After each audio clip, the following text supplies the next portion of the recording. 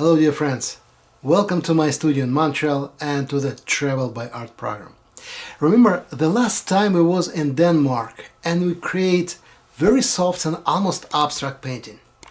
Today I want to do even more abstract.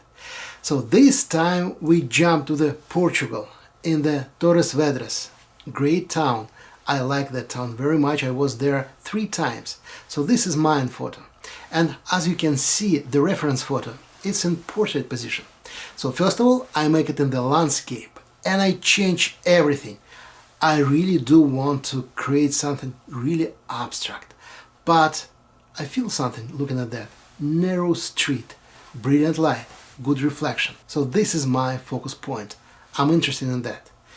What we need to do, as usual, good music and a lot of freedom. I don't want to make a sketch by pencil. Remember, we're trying to reproduce something really abstract.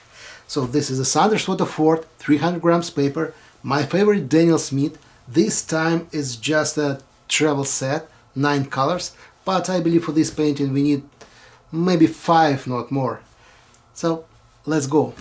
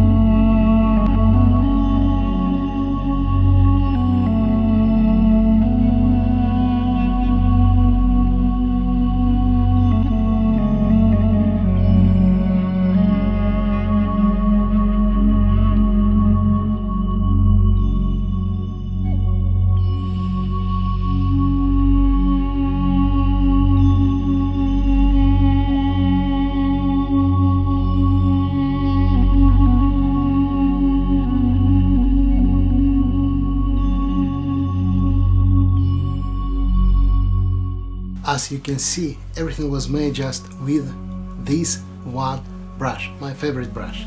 For now, I switch to the liner, just for the two things.